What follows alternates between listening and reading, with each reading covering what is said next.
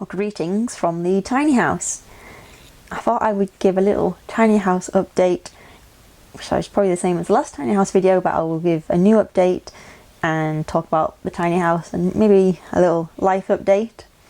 I normally do little life updates when I go wild camping, but I thought I'd do it from the tiny house. I think one of my last major life updates was I was looking for work in the south of England, and I have found work. I found a nice simple part-time job, 3 or 4 days a week, which suits me perfectly, and it's a temporary summer job, so it'll come to an end when it hits the end of July, and that's when I've got a few hopefully hikes planned and a few adventures with Max, and that'll happen in August, so hopefully the weather will stay really good. It has rained here, which is great. Both water tanks, or all of the water tanks, including the one in the garden, are now full. So not that we were worried about water, but it's just reassuring to know that our water supply has been topped up. Because we live off grid, we rely on rain. Obviously we're not hooked up to any water system, so yeah, we did need that rain. The garden's looking great. Nearly got everything in, just a few more brassicas to put in, a few more squash. But it's just a case of like pottering around in the evening and making sure the weeds are kept down, and yeah, that the pests don't creep in. But aside from that, the garden's looking good. I'm really pleased with it. We're getting a few of the courgettes coming through, and a few of the tomatoes are starting to flower in fruit. I don't know if you can hear that, but I think one of the chickens has just laid an egg, and they're obviously very happy about that, so excuse any chicken noises in the background. With the tiny house, my parents are coming to stay in a few weeks' time, so that has obviously given me a kick up the bum to get it finished. It was very close to being finished, and for the past few weeks I've been obviously focused on getting a job, getting a few things sorted, and my main goal was getting the garden ready for spring, getting all the plants in the ground. That's 90% done, so yeah, I'm back focusing on the tiny house. I'll be able to like donate a couple of days a week to this. It's so close to being finished, as I keep saying, but yeah, I want to get it up to a decent, livable standard for my parents, and I guess that is a bit of a life update for me. But yeah, I'll show you what I've been getting up to recently with the tiny house. Enjoy!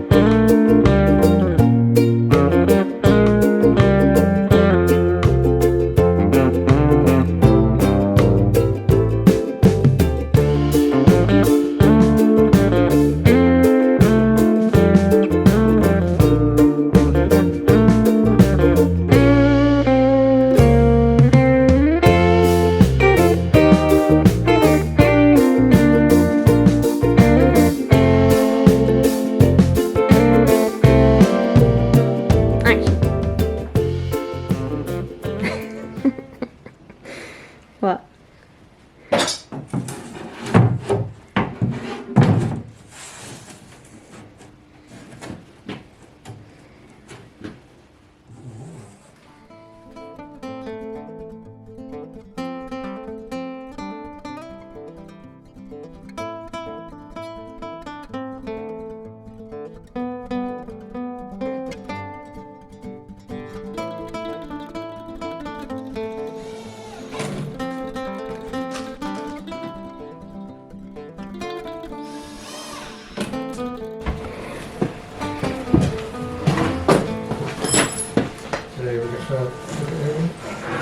Mm-hmm.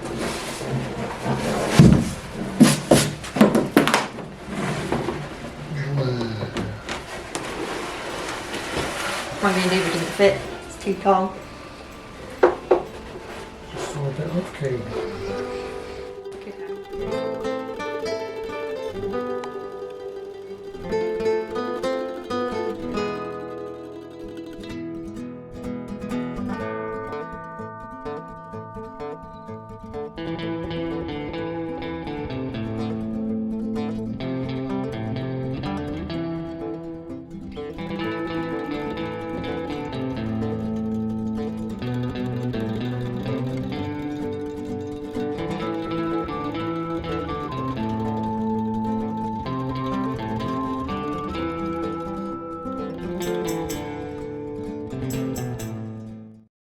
Now I have the fun task of putting my books away, which is fun. I'm not being sarcastic there. And if you've watched to the end of this video, then you're welcome to join me as I do so, and you can see what kind of books I have and like to read. I think the best way to put them on the bookshelf. I think I will be securing it to the wall just because it makes life easier. I think I have a lot of books relating to maps, adventures, travelling, like to learn a lot about facts and so on. So this is just a random book about Whitaker's World of Facts, which is one I have. And this one's Dream Destinations in Europe, which gave me some ideas back in 2015, 10 years now, 11 years ago, 2014. My friend and my sister, we drove around Europe for the summer, but there's still tons more to see. So that's some future adventures planned. This is another big book, Top 10 World.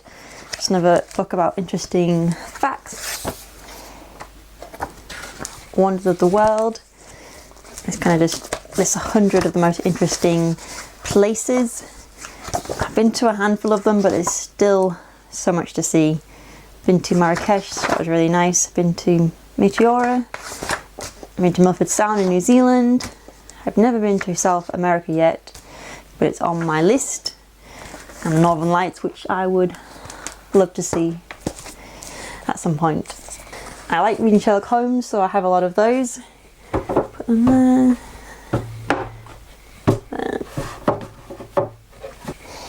So I like reading about travel adventures, so I have quite a few adventure stories by women which have inspired me throughout my travelling life. Obviously Wild, that first put the Pacific Crest Trail on my travel radar, and that led me to reading Carrot Quinn's blog online, which she then eventually published as a book, which I recommend. Obviously Lone Rider by Elspeth Beard. She's also a really interesting lady. She's interesting just because, not only because she rode around the world on a motorbike, but also because she bought a water tower, converted it, because she's also an architect, and she now lives in it, which is really cool. Tracks. This is a adventure story. Well, it's a true story of Robin Davison, a lady who, along with her 4 camels, decided to walk from one side of Australia to the other, and that follows her adventure. And then I have Lois on the Loose. There is a third book somewhere. There. So yeah, the first one where she rides through America down to South America, and then one in Africa, and then one through Iran, which are all really interesting reads. That's another Sherlock Holmes. So yeah, I like learning things about the natural world, so I've got a few books on trees, plants and the weather, which is, I'm interested by the weather, and learning a few tricks about it has come in handy in terms of hiking and trying to read the clouds and deciding whether to hike on or pitch my tent there and then. I made this little top shelf up here specifically for these little books. I've got a few little pocket guides to fruit, nuts and berries, food for free, and a tree guide. Make it live up there. So apart from adventure stories, I like to read fantasy, adventure stories. So yeah, I'm quite a fan of this series here. by Lynn Kurland, not super well known, and also I've obviously got The Hobbit.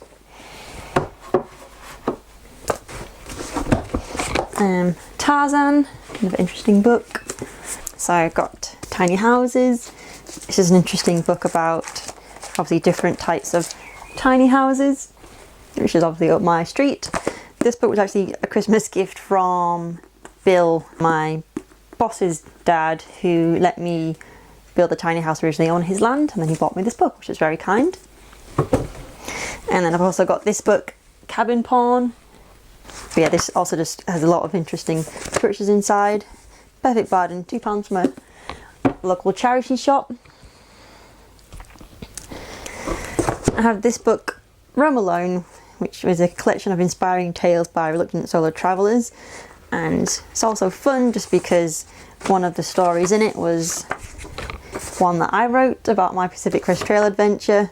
Brad's guides often do travel competitions or travel writing competitions with a theme, and this one was travelling alone, and I wrote about my adventure on the Pacific Crest Trail. Factopedia, silly, completely and totally useless Factopedia. So this is just a random collection of 1,000 different topics with a few random facts.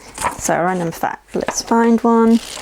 Topic, Antarctica. There is no indigenous population to the continent, but the varied seasonal population of research is estimated to be 1,000. There you go.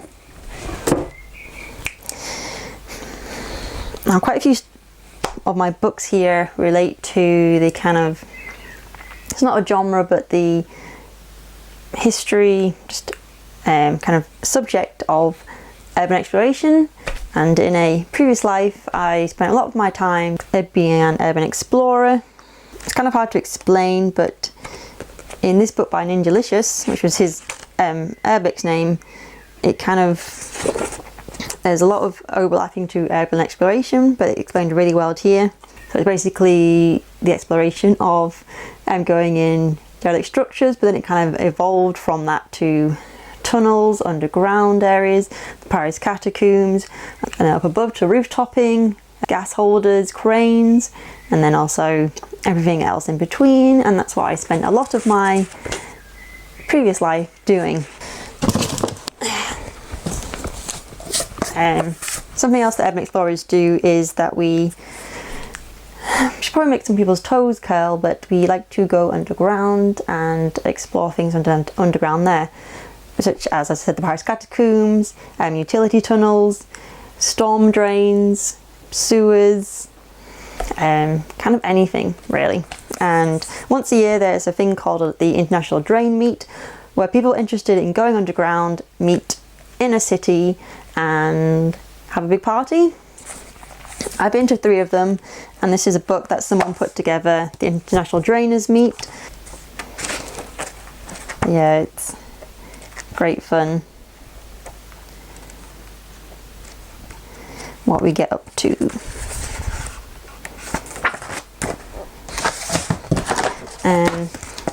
Chernobyl Atomic Legacy, and this was made by my friend Dan, who I used to do a lot of urban exploration with, and along with him and my friend David, we went to Chernobyl on a tour, which I went back in 2011, so that's quite a long time ago. But he put this book together, and it's a compilation of images from going there. And that one is a picture that I took.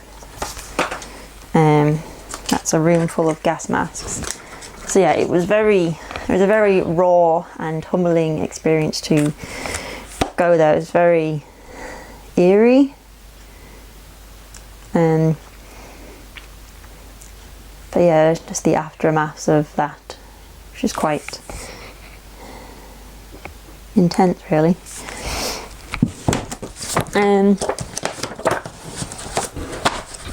This is a collection of urban exploration magazines. Someone in the Urbex community decided to make a magazine relating to urban exploration, and they published 5 magazines.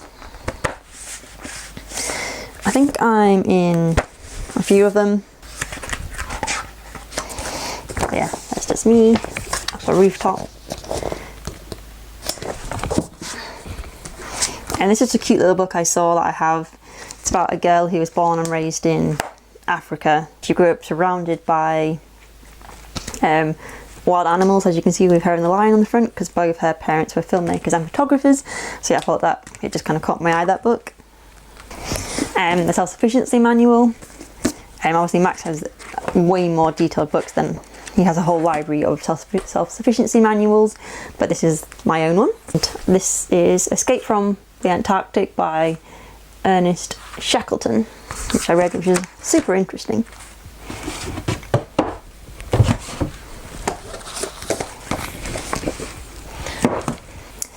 I do have more books than that, but I did get rid of quite a lot when I moved down here.